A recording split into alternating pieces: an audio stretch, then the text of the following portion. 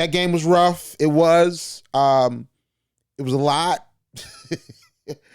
It's not too much to say, but a lot to say at the same time. The first thing I'll say about the Hawks and the Heat is that I am rooting for the Hawks. I am now a Hawks fan because I wanted to be a fan of a team, right? So I'm a Hawks fan, and I live in Georgia. I've always really been a fan of the Hawks, and I was a big fan of the Hawks back when Joe Johnson and Josh Smith and the crew were going off against the Celtics back in the day. But I became fans of players.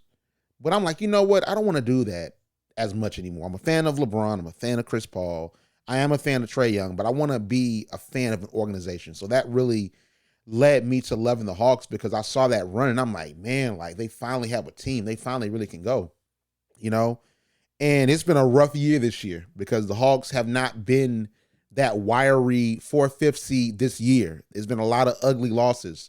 But I'm happy that the Hawks are in the playoffs and Trae Young is honestly the best point guard in the league. But what you saw on today with the Miami Heat is exactly the same thing that you saw with Nikola Jokic and the Nuggets.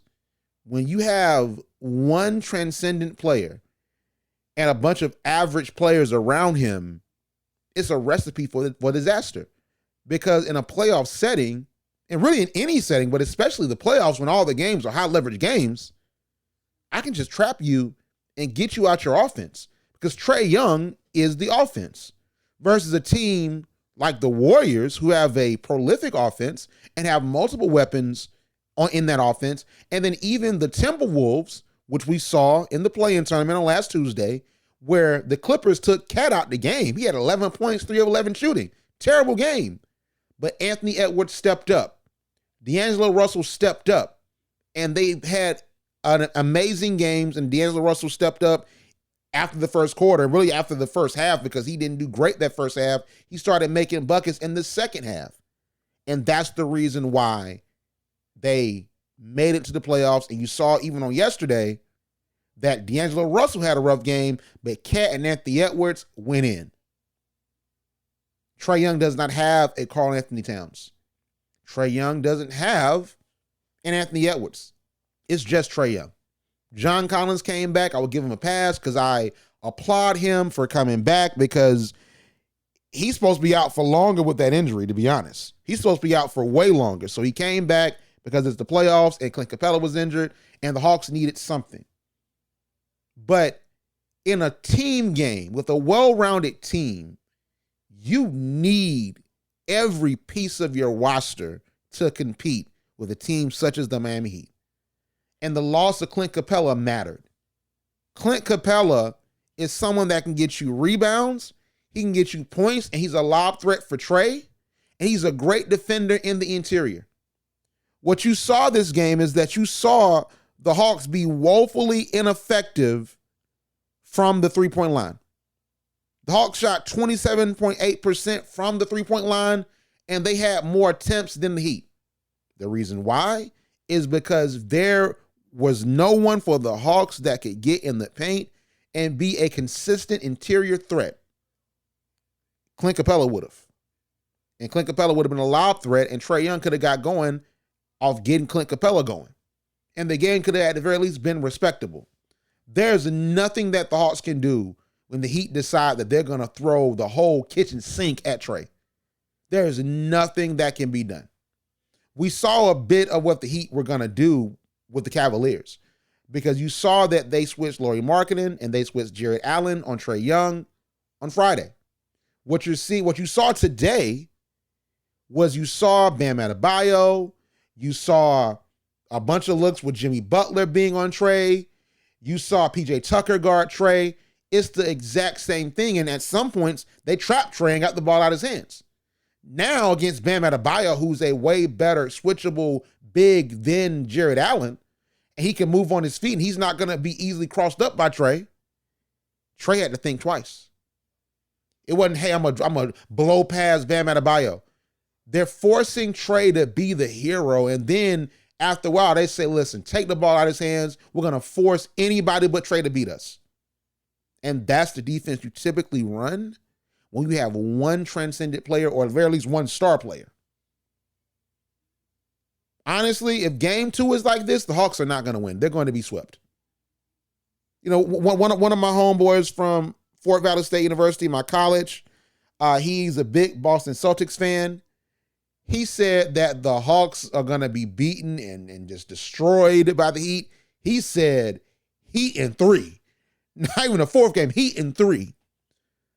Well, he'll be right if game 2 goes like this, because if game 2 goes like this, after you have 2 days to practice and Nate McMillan has time to watch game film and Trae Young has time to watch game film and say, hey, here's what we could have done and here's the adjustment that we'll make, it's not going to be 7 games. I'm going to be wrong. It's going to be 4 games.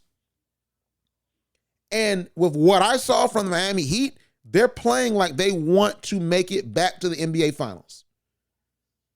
With how they're playing, they're going to make it to the Eastern Conference Finals and play the Bucks. And it's going to be Bucks versus Heat for the Eastern Conference. Now, I know we can't make assumptions off of one game, but I watched this Hawks team all season. And what I've seen this season, and also we know that Clint Capella is going to be out for at least a week with the hyperextended knee. I don't see any way that the Hawks can really adjust to the game plan that the Heat threw at them, because the Heat are going to play football with them. And the Heat are playing like how I expected for the Knicks to play. And that's the funny thing about it. The Heat are playing like I thought the Knicks would play against the Hawks, because I thought that the Hawks were going to be the finesse, red-hot offensive team, and I thought the Knicks were going to beat them up, because that's what I saw the Knicks do in the regular season to a lot of different teams. I saw them just beat them up. If the Hawks don't figure out a way to get around the aggressive defense, they blitz Trae. Trae's looking at 3 or 4 different defenders that are all taller than him. He couldn't get a shot off. Like when he finally drove to the basket, he was swarmed by 3 different players. He couldn't even get a shot off, so he had to try to manufacture a pass. And like Gallinari and some of these other players just weren't ready. He had one real pretty pass. He saw a real nice angle, and then Gallo just couldn't get it. And I think Clint Capella would have, because he had one of those passes he made. If he got that pass off and they made it, I would have been like, whoa. Trae Young is that guy when it comes to passing the ball and creating shots for his teammates. But he just couldn't do it. And I wasn't blown away by the offense of the Miami Heat. I wasn't completely blown away, to be 100% honest. I wasn't blown away because the Miami Heat in that first quarter, they weren't getting buckets. The Miami Heat should have run away with the lead. It should have been a 30-point game, because the Hawks only made like 2 or 3 shots, man. They made 2 or 3 shots in the first quarter. They only made 2 or 3 shots in the first quarter. So I was like, man, like the Heat should be playing better, but Jimmy Butler was not going in like that. Duncan Robinson had 26 points coming off the bench. When I look at the box score for the Miami Heat, I see Jimmy Butler had 21 points. Kyle Lowry had 10 points. PJ Tucker had 16 points. You had Duncan Robinson with 27 points. Tyler Hero only had 6 points. He was missing a lot of point-blank layups.